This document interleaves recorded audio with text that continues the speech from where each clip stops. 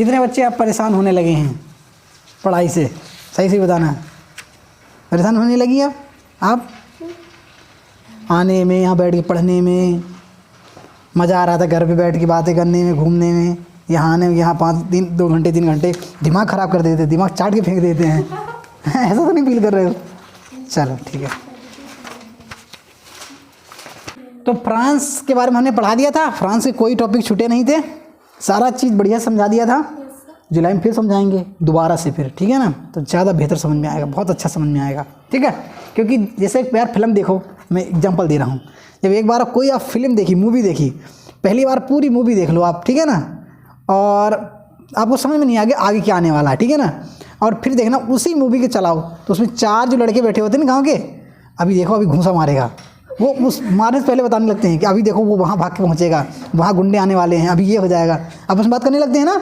ऐसे ही आपको फिल्म चलेगी आपकी दिमाग में कि अच्छा जैकोबिन के बारे में बता रहे हैं, जैकोबिन ने ये किया था, जैकोबिन ने डायरेक्टिव शासन चालू किया था, 5 साल शासन किया था, बहुत ज़्यादा कड़ाई से नियम पालन करता था, फिर वो लास्ट में मार दिया गया था। फिर किसका शासन आया था? नेपोलियन का आया था।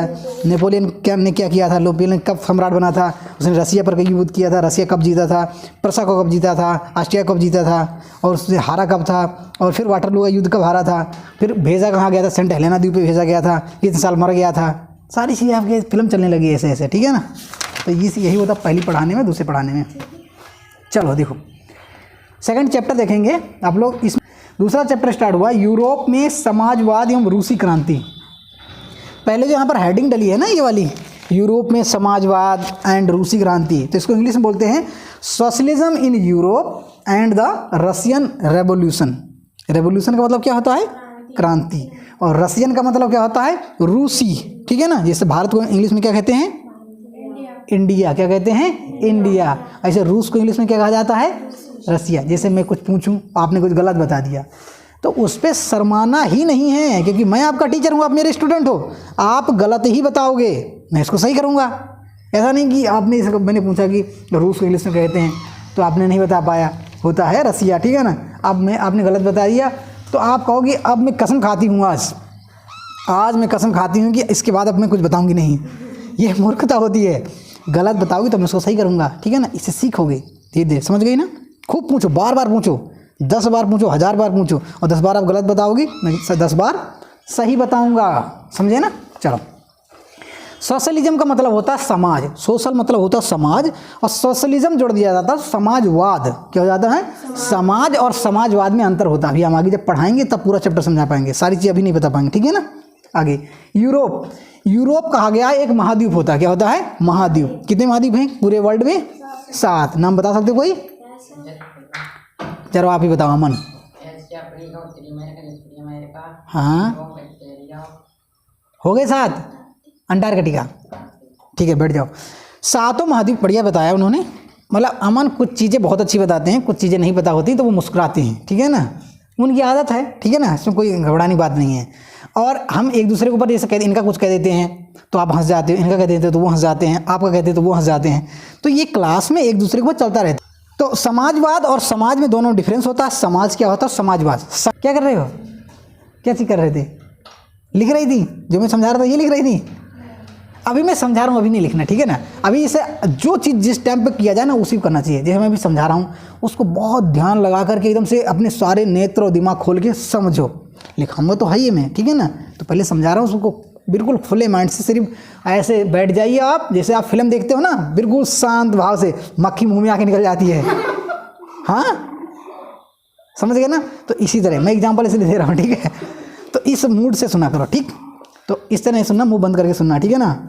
मैं पढ़ाता रहूँगा, मक्खी आए सैर करके चली जाए, पूरे मुँह का पूरा मुआयना कर ले, ठीक है? तो इसमें थोड़ा सा समाजवाद के बारे में बताया। कई टॉपिक हैं, देखो 2 और 3 और 3 तो 5 6 टॉपिक हैं, ठीक है ना?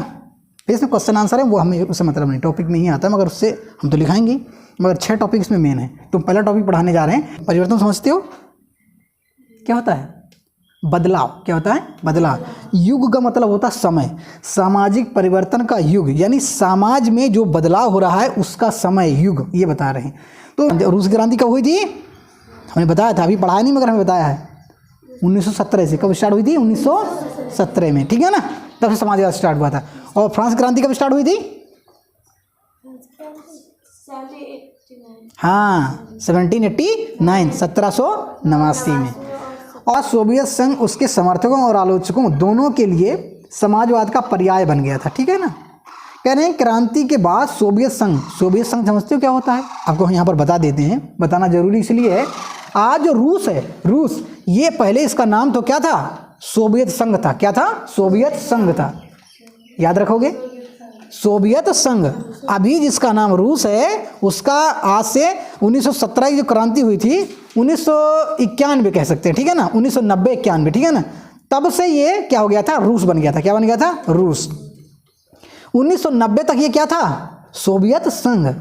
और सोवियत संघ से रूस कैसे बना हम वो भी बताते जा रहे हैं। ठीक है ना। इसमें 15 कंट्री जो थे वो अलग हो गए थे। कैसे अलग हो गए थे? कोल्ड वॉर हुआ था। क्या हुआ था? ये वे वर्ल्ड हिस्ट्री पढ़ाएंगे तो उसमें समझाएंगे। ठीक है ना, ये वर्ल्ड हिस्ट्री पढ़ा रहे हैं, इसी में समझाएंगे आगे, इसी में आगे आएगा। ठीक है ना। 1990 में एक कोल्ड वॉर हुआ था अमेरिका से और सोवियत संघ से। उस समय पूरे दुनिया में 2 ही देश पैसा वाले थे। कौन से थे? 2 देश। एक तो ये सोवियत संघ था और दूसरा अमेरिका था। इन्होंने आपस में क्या हो गई थी? लड़ाई हो गई थी। क्या हो गई थी? लड़ाई, जिसको नाम दिया गया था कोल्ड वॉर। क्या नाम दिया गया था? कोल्ड वॉर, शीतकाल युद्ध। क्या बोला जाता है? ठीक है ना। तो उसी समय पर जो रसिया भी जो है ना, रूस है ना, इसमें से 15 कंट्री बाहर हो गए थे। जब ये अलग हुए तो जब बचा, जो जितना देश बचा था उसको नाम दिया गया था रूस। क्या नाम दिया गया था? रूस। तो रूस समझ गए कैसे बना? रूस 1990 से पहले क्या था? सोवियत संघ, यूएसएसआर।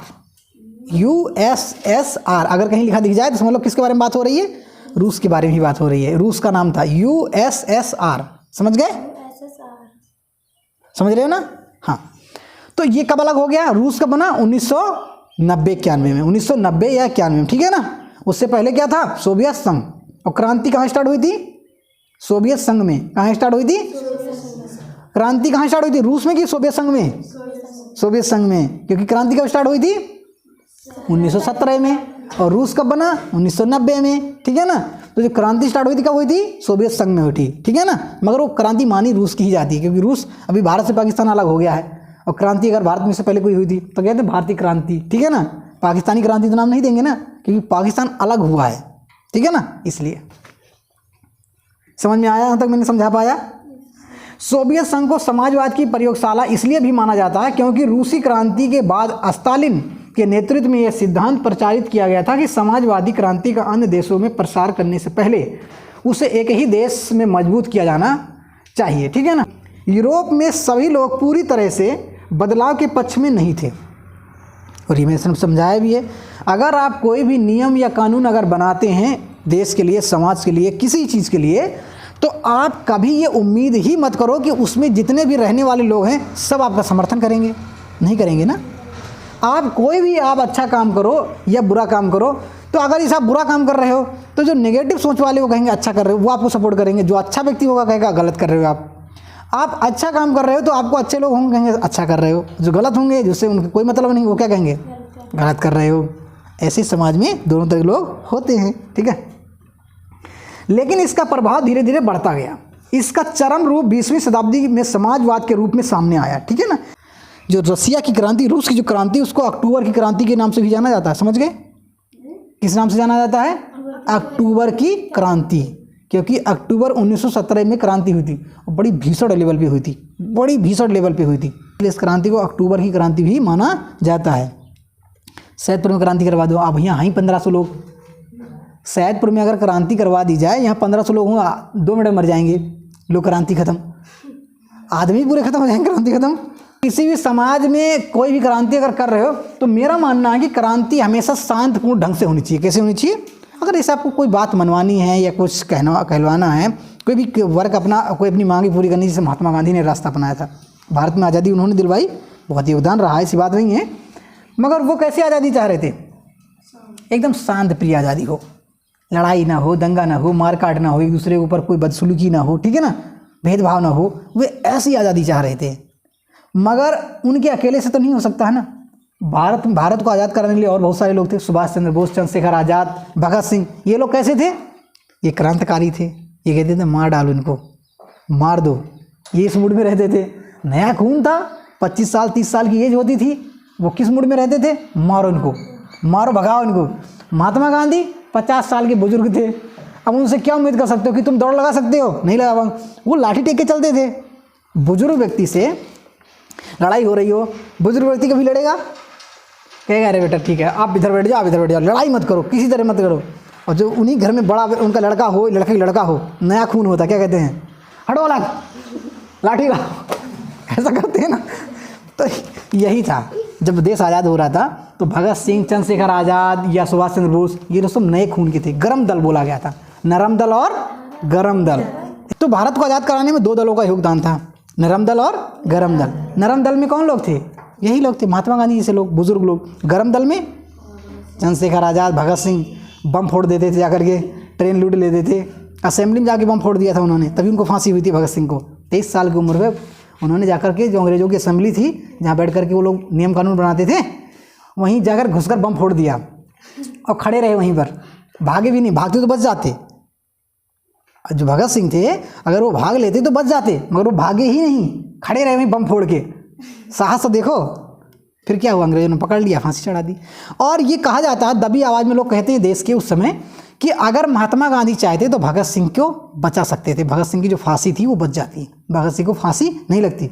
मगर वहाँ पर एक कंट्रोडिक्शन ये था कि जब भारत को आज़ाद करवा रहे थे तो भारत में आज़ाद करने के लिए जो बहुत सारे नेता थे, पॉपुलर हो रहे थे, जेल जा रहे थे, दंगे कर रहे थे, रैली कर रहे थे, आंदोलन कर रहे थे, उनमें से भगत सिंह भी थे।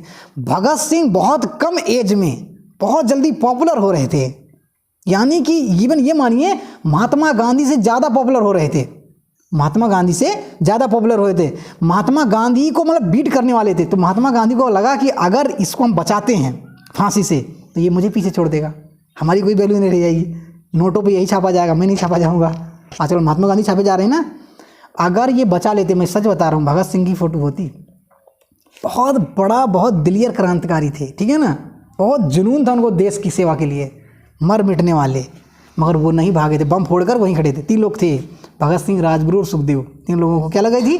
फांसी, ये वहीं लगी थी। रूस की जो क्रांति हुई थी इसको अक्टूबर की क्रांति भी कहा जाता है, ठीक है ना। और रूस की क्रांति कब हुई थी बेटा? रूस की क्रांति कब हुई थी? कर रहे थे लोग, हम लोग बातें समझाने लगते हैं तो लोग सब भूल जाते हो, उसमें मज़ा आने लगता है ना। हमने कहा था ना, ये समझाते हैं यहाँ पर कि अगर व्यक्ति को बातें करवाओ तो उसको बड़ा मज़ा आता है, और उसके कोई काम करो या पढ़ाई करो तो उसका रिजल्ट तुरंत नहीं मिलता है, उसमें मज़ा नहीं आता है। और मैं बेसिक खड़ा हो जाता हूँ, बात करने लगता हूँ, समझाने लगता हूँ। इतना ध्यान से सुनते हो, इतना ध्यान से सुनते हो, मक्खी आके निकल जाए मुँह से, इतना ध्यान से सुनते हो। तो ध्यान से सुनो, अच्छी बात है, मगर जो हम पढ़ा देते हैं ना उसको भी ध्यान रखो। तो मैं समझा देता हूँ। रूसी क्रांति हुई थी 1917 में। कब हुई थी? 1917 में। इस रूसी क्रांति को हम क्या बोलते हैं? अक्टूबर की क्रांति भी कहते हैं। क्या कहते हैं? अक्टूबर की क्रांति भी कहते हैं। और यहीं से समाजवाद का शुरुआत हुआ था। क्या हुआ था? यहीं से समाजवाद का शुरुआत हुआ। तो रूसी क्रांति में 3 पॉइंट हमने आपको बता दिए, समझ गए? नहीं समझे? रूस की क्रांति 1917 में हुई थी। रूस की क्रांति को अक्टूबर की क्रांति कहा जाता है। रूस की क्रांति से ही समाजवाद स्टार्ट हुआ था। 3 पॉइंट समझ गए? अरे बेटा, अगर आप रूसी क्रांति में 3 पॉइंट बता दो तो भी आदमी सामने वाला कहेगा कि बच्चा होशियार है, पढ़ा है थोड़ा बहुत। 3 अगर पॉइंट ये बता दिए, ये तीनों मेन पॉइंट हैं, समझ गए? तो रूसी क्रांति कब स्टार्ट हुई थी? 1917 में। रूस की क्रांति को और क्या नाम दिया जाता है? अक्टूबर क्रांति। और रूस की क्रांति से ही पूरे विश्व में, पूरे यूरोप में क्या स्टार्ट हुआ था? समाजवाद। क्या स्टार्ट हुआ था? समाजवाद, सोशलिज्म। क्या हुआ था? बोल के दिखाओ एक बार। सोशलिज्म। क्या बोलते हैं? हाँ, प्रैक्टिस करो, जबान टूट जाएगी, अपने आप टूटने लगेगी। गुस्सा भी करते हैं बढ़िया वाला, ठीक है ना? करते हैं। हाँ हाँ हाँ। तो जो अच्छा होता है वो टेढ़ा भी होता है। जैसे ट्यूशन में तो बहुत सारे बच्चे डर गए थे जब मैंने उधेड़ा था कस के उधर, कुछ तो आना बंद हो गए। हाय दैया, अब हम आए, अब नहीं आएंगे, अब हम कहते ही नहीं आएंगे यहाँ पर। मगर जो रुक गए थे वो सीख भी गए थे, कुछ ना कुछ सीख गए थे। अब आते हैं यूरोपीय जो समाज था। यूरोपीय समाज में सबसे पहले क्रांति किसकी हुई थी? यूरोपीय समाज में फ्रांस के अंदर हुई थी। कहाँ हुई थी? फ्रांस। और फ्रांस के अंदर जो समाज था कैसा समाज था? सामंतवाद। क्या था? सामंत। वर्ग में डिवाइड थे, पादरी वर्ग, कुलीन वर्ग और जनसाधारण वर्ग। फ्रांस की जब क्रांति हुई तो इसका सबका क्या हुआ था? खात्मा। सबका खात्मा हुआ था। क्या आया था? पहले संवैधानिक राजतंत्र आया था, राजा भी था और संविधान भी था। फिर क्या हुआ? राजा को पूरा संविधान लागू हुआ था, प्रजातंत्र लागू हुआ था। फिर प्रजातंत्र के कुछ नियम ऐसे थे जो बहुत ज़्यादा सख्त थे, तो फिर क्या लागू हुआ? फिर राजतंत्र लागू हुआ। फिर क्या लागू हुआ? राजतंत्र। फिर राजतंत्र भी खत्म हुआ था। फिर क्या चला? अब इस समय क्या चल रहा है? डेमोक्रेसी चल रही है। ठीक है ना, समझ गए? तो उलट पुलट चलता रहा था। मगर हाँ, फ्रांस की क्रांति ने ये साफ जाहिर कर दिया था बदलाव, मतलब लोगों के अंदर बदलाव करने की जो इच्छाएं थी वो क्या होने लगी थी? जागृत होने लगी थी कि भाई फ्रांस अगर ऐसा कर सकता है तो हम क्यों नहीं। ठीक है ना, आगे इस प्रश्न पर सबके अलग अलग विचार थे। बहुत लोग बदलाव के लिए तैयार थे, तो लेकिन ये चाहते थे कि यह बदलाव धीरे धीरे हो। मतलब कुछ लोग चाह रहे थे कि हाँ बदलाव हो मगर बहुत धीरे धीरे हो। मगर तुमको लग रहा धीरे धीरे ना हो, मगर जो जिसको कई साल से अधिकार मिले ही ना हो वो क्या चाहेगा? तुरंत बदलाव हो। क्या हो? तुरंत बदलाव हो। ठीक है, आगे एक गुट मानता था कि समाज का पूर्ण पुनर्गठन आवश्यक है। कुछ रूढ़वादी थे तो कुछ उदारवादी या आमूल परिवर्तनवादी रेडिकल समाधानों के पक्ष में थे। अब इसमें 3 शब्द मिले हैं, वही आगे हम चर्चा करेंगे। ठीक है ना, पहला समाज जो था क्या था? रूढ़वादी। क्या था? रूढ़वादी। इनके बारे में बताएंगे रूढ़वादी लोग कैसे होते हैं। फिर दूसरा समाज था उदारवादी। क्या था? उदारवादी। और तीसरा जो समाज था वो आमूल परिवर्तनवादी यानी रेडिकल, आमूल परिवर्तनवादी या रेडिकल। ठीक है ना, ये समाजवाद में 3 जो फैक्ट थे वो कौन कौन थे? अभी बताए थे, और रेडिकल कह लो या आमूल परिवर्तनवादी। 3 पॉइंट हैं और ये तीनों पॉइंट ही पढ़ाएंगे, उसके बाद बंद कर देंगे। ठीक, चलो उदारवादी, ये समाजवाद के पक्ष में कौन थे? समाजवाद के पक्ष में और विपक्ष में वही बात चल रही। ठीक है ना, कह रहे उदारवादी समूह समाज परिवर्तन के समर्थकों में से एक था। वो चाहता था कि समाज के अंदर क्या हो? बदलाव आए। जो समाज पहले से था उसमें क्या होना चाहिए? बदलाव। और किसी भी धर्म या किसी भी समाज के अंदर बाबू बदलाव बहुत ज़रूरी है। कोई भी समाज हो, चाहे वो कोई इंसान हो, चाहे वो समाज हो, चाहे कोई वो देश हो, चाहे वो कोई धर्म हो, अगर वो अपने आप को समय से अपडेट नहीं करेगा, जैसे आप मोबाइल चलाते हो, मोबाइल में यूट्यूब होता है, गूगल होता है, फेसबुक होता है, इंस्टाग्राम होता है, बहुत सारे ऐप होते हैं, आप उसको देखो अपडेट करते हो ना, नया फीचर आता है उसमें।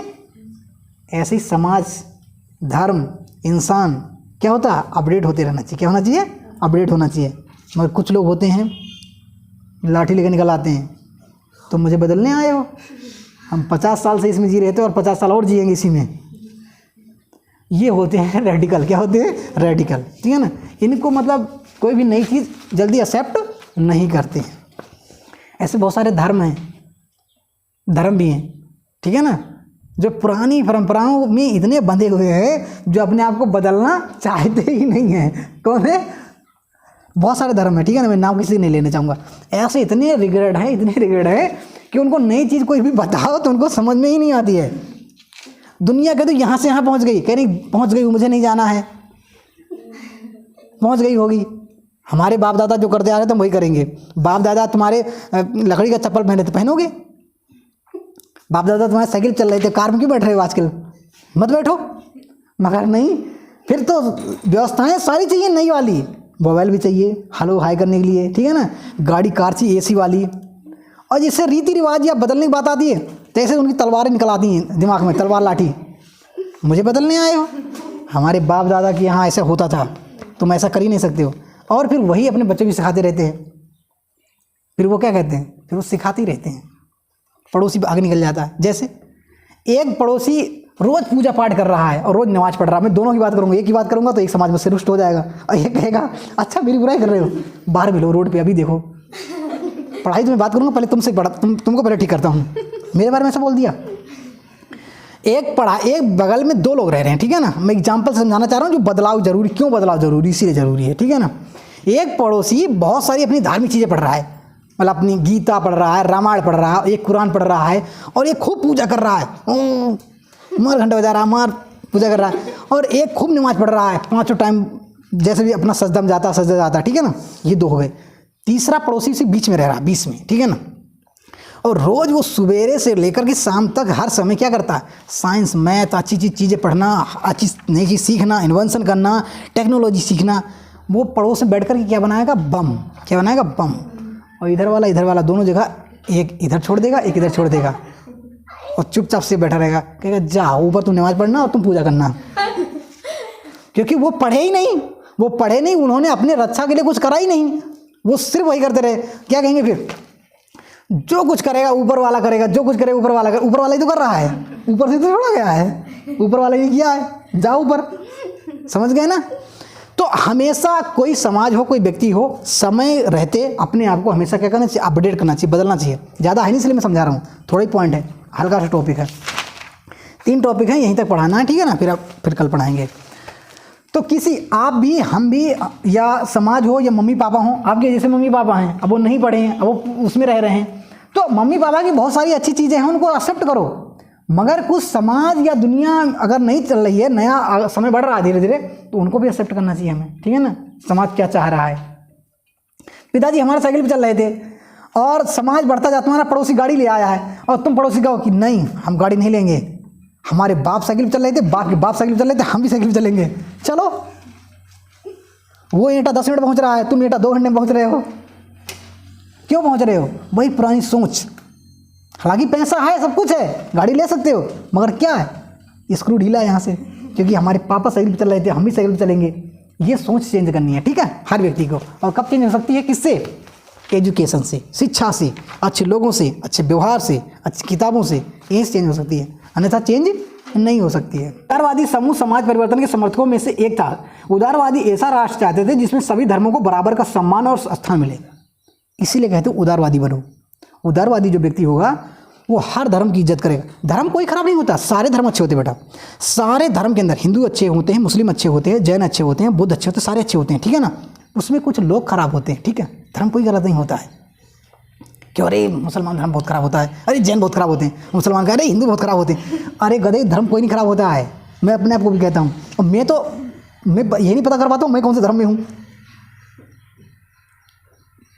उदारवादी जो समूह था वो कहता था सभी को बराबरी मिले, सभी को स्वतंत्रता मिले, सभी आपस में समान है, कोई ऊंचा नहीं कोई नीचा नहीं। ये उदारवादी जो सोच वाले थे ना, जिसके अंदर क्या था? रेगलेटपन नहीं था, रूढ़वादी नहीं थे, उदारवादी थे। मतलब सभी धर्म बराबर हैं, सभी लोग बराबर हैं, सभी स्वतंत्र रहने चाहिए, सभी को समान मानना चाहिए, ठीक है ना?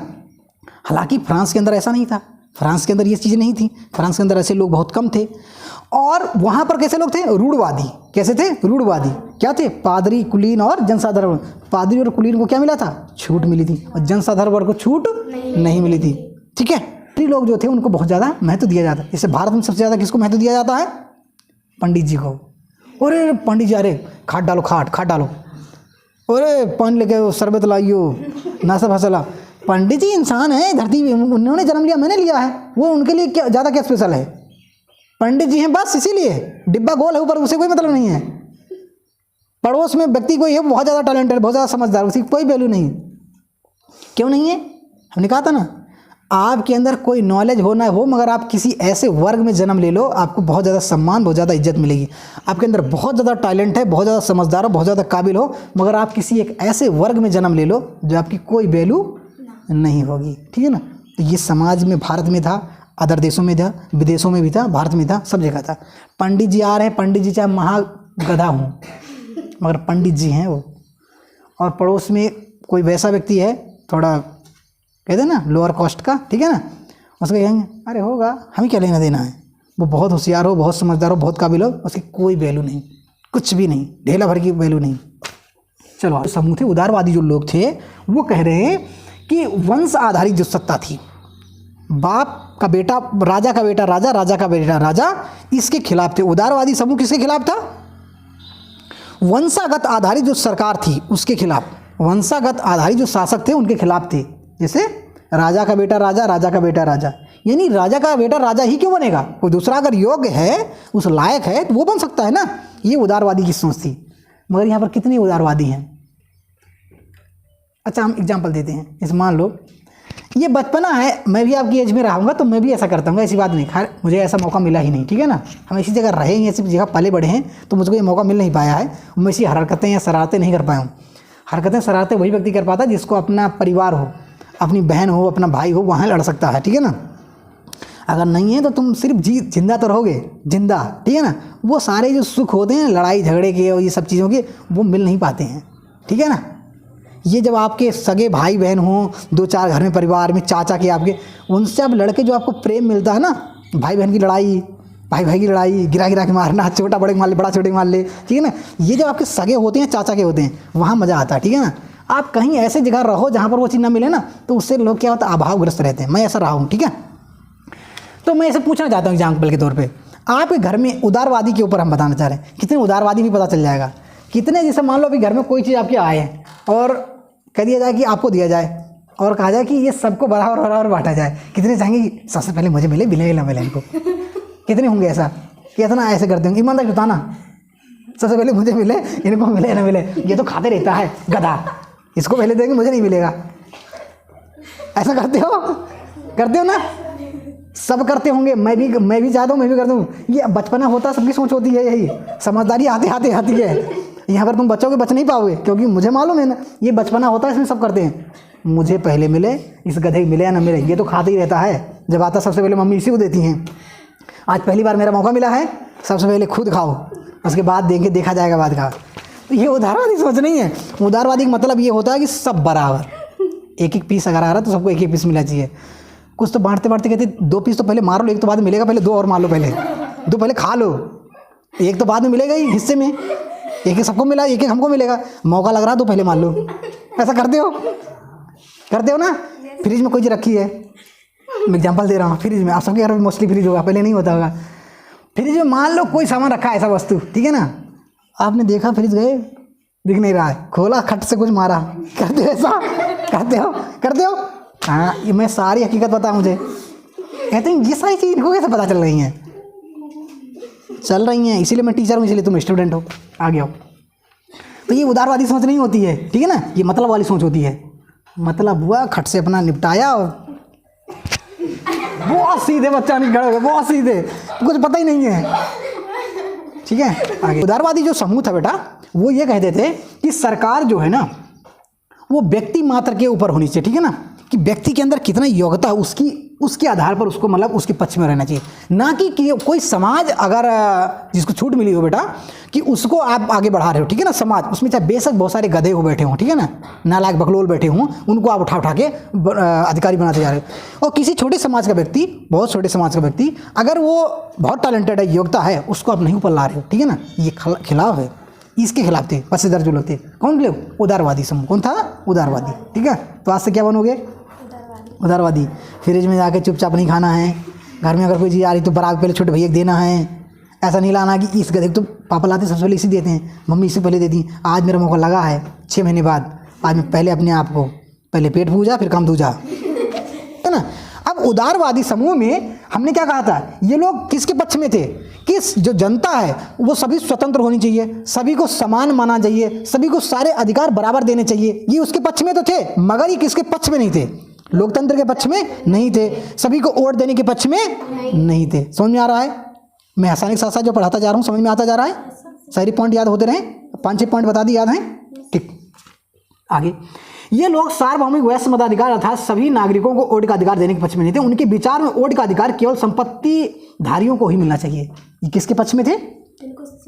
जिनके पास संपत्ति उनको वोट देने का अधिकार हो, जिनके पास संपत्ति नहीं उनको वोट देने का अधिकार नहीं होना चाहिए। और ये लोकतंत्र के पक्ष में नहीं थे। ये किसके पक्ष में थे?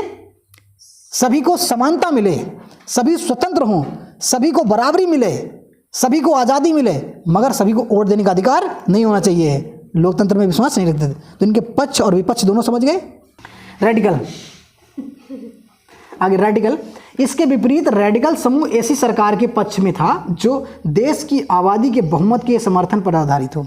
रेडिकल जो लोग थे वो कह रहे थे कि देश में एक ऐसी सरकार हो जिसपे मतलब वोटिंग हो और बहुमत हो, जिस पार्टी का, जिस समूह का बहुमत अगर ज़्यादा हो उसको क्या मिलना चाहिए? सरकार में शासन करने का अधिकार मिलना चाहिए। ठीक है ना। ये कौन लोग थे? रेडिकल वाले। ठीक है ना। इनकी अच्छाई है देखो रेडिकल वालों का। ठीक है ना। रेडिकल वालों में उनकी फर्स्ट पॉइंट क्या आपको मिला कि वो बहुमत की सरकार चाह रहे थे। किसी सरकार चाह रहे थे? बहुमत। दूसरा पॉइंट क्या मिला? महिलाओं के वोट के पक्ष में थे। दूसरा पॉइंट क्या मिला उनको? उदारवादियों के विपरीत ये बड़े जमींदारों और संपन्न उद्योगपतियों को किसी प्राप्त विशेषाधिकार विरुद्ध, मतलब कह रहे हैं कि समाज के अंदर कोई जैसे जमींदार है या बहुत ज़्यादा संपत्ति वाला, पैसे वाला है, तो उसको बहुत ज़्यादा विशेषाधिकार मिलता था, बहुत ज़्यादा छूट उसके खिलाफ थे। फ्रांस के अंदर था, किसको था?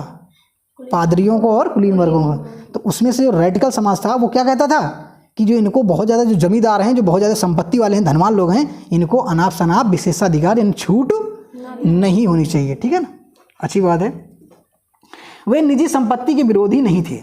निजी संपत्ति समझते हो, जैसे आपके पास निजी संपत्ति हो, 1000 बीघा खेत हो, लाखों में पैसे, करोड़ों में पैसा हो, उसके खिलाफ नहीं थे। आपके पास कितनी संपत्ति है, कितना पैसा, उसके खिलाफ नहीं। मगर आपको अगर छूट दी जा रही सरकार की तरफ से कि आपके पास पैसा बहुत है, आपके पास संपत्ति बहुत है, तो आपको छूट दी जाए, उसके खिलाफ थे। मतलब छूट के खिलाफ थे। आपके पास बहुत पैसा है, बहुत संपत्ति है, उसके खिलाफ नहीं थे। कैंसर समझते हो, बीमारी होती है, लोगों को हो जाती है तो बहुत कम बचता, लोग नहीं बचते हैं, ठीक है ना। इसीलिए मैं कहता हूँ कि आप लोग अभी जो हो ना, बहुत सिक्योर रहो, बहुत अपनी बॉडी को सुरक्षित रखो, एक्सरसाइज करके अच्छा खाओ, उल्टा सीधा मत खाओ, ठीक है ना।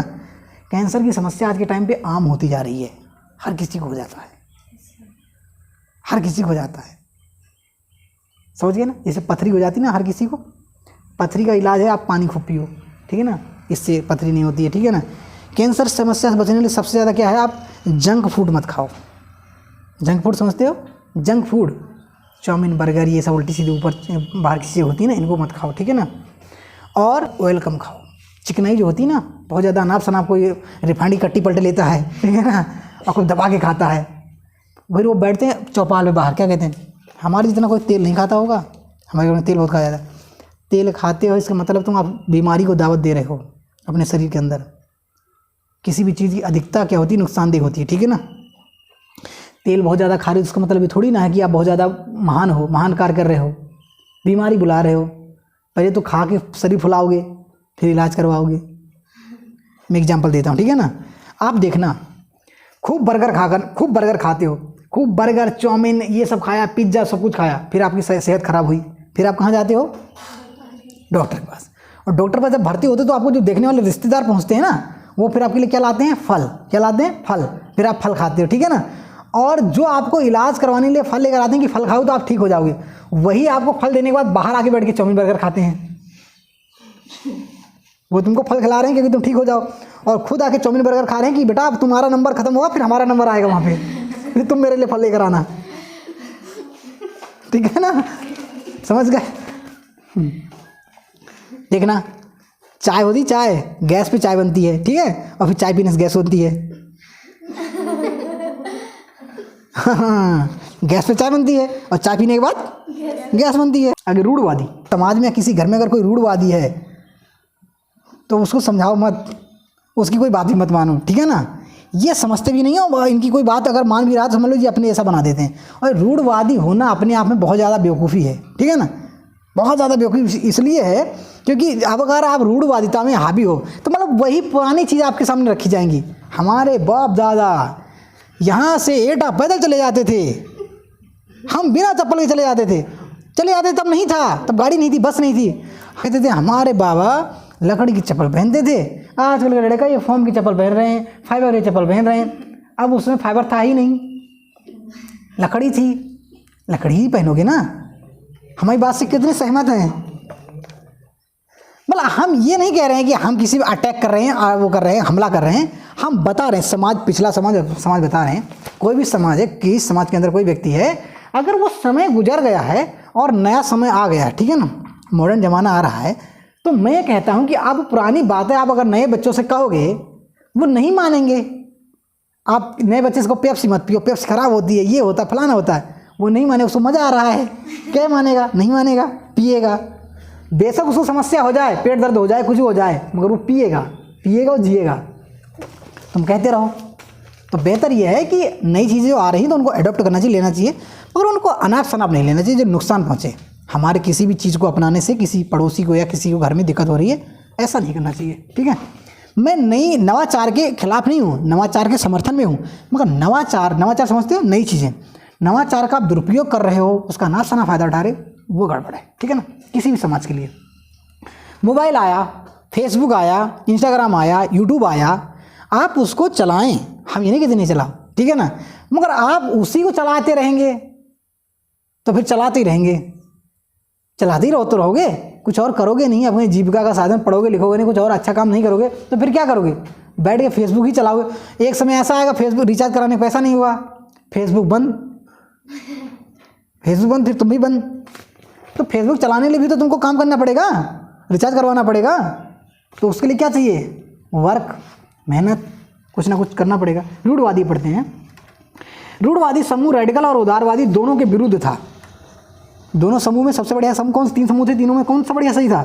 रेडिकल और उदारवादी। उदारवादी लोग ठीक थे मगर कुछ चीज़ें वो खिलाफ थे, और जो रेडिकल थे वो भी कुछ ठीक थे, कुछ चीज़ों के खिलाफ थे। जो रूढ़वादी आया है ये क्या है? बहुत दुष्ट लोग हैं इसमें। रूढ़वादी समूह रेडिकल और उदारवादी दोनों के विरुद्ध था। पहला पॉइंट अब यही याद रखना, जैसे कुछ लिखने का आ जाए तो रूढ़वादी जो समूह था वो रेडिकल और उदारवादी दोनों के खिलाफ था। ठीक है, लोग जो थे पहली बात तो ये बदलाव के पक्ष में नहीं थे, और ये उदारवादी और रेडिकल के खिलाफ थे, फर्स्ट पॉइंट। और ये पहली बात, दूसरा पॉइंट, ये बदलाव के पक्ष में नहीं थे। मगर फ्रांस की क्रांति के बाद, याद रखना ये सब चीज़ें, फ्रांस की क्रांति के बाद इनके अंदर थोड़ा बहुत बदलाव की आवश्यकता आने लगी थी। फिर इन्होंने जब बदलाव की आवश्यकता आई तो इन्होंने क्या कहा कि बदलाव होना चाहिए, मगर बदलाव की प्रक्रिया जो कैसी होनी चाहिए? धीरे धीरे होनी चाहिए। कैसे होनी चाहिए? धीरे धीरे होनी चाहिए, और हमारे अतीत को याद रखा जाए, उसको बदला ना जाए। ठीक है ना, इनका प्रोसेस ये था। तो जो रेडिकल होते हैं वो बहुत ज़्यादा रिग्रेट होते हैं, नीची सोच कह सकते हैं। कैसी सोच? नीची सोच, पुरानी सोच कह लो। ठीक है ना, जैसे बाबा आदम के ज़माने से जो सोच चली आ रही है कि हमारे बाबा मटका में पानी पीते थे, हम भी मटके में पानी पियेंगे। अब बोतल आ गई, बोतल पी लो, क्या दिक्कत है? पानी तो पीना है। अब तुमको नहीं मटका में पियेंगे, मटका बनाने वाला नहीं, तब क्या करोगे? अब मटका बना नहीं रहा, अब तुम रात में जाओ, उठो मेरे लिए मटका बनाओ, क्योंकि मेरे बाबा मटका में पानी पीते थे, मैं भी मटका में पीऊँगा। कहेगा भाग जाए यहाँ से, नहीं तो मार मार के तुझे मटका बना दूंगा। मटका में पानी, कहें मेरी बोतल बिक रही, बोतल खरीद ले, बोतल में पानी पी। तो इतना ही पढ़ाएंगे। ठीक है, कल पढ़ाएंगे औद्योगिक समाज और सामाजिक परिवर्तन। ठीक।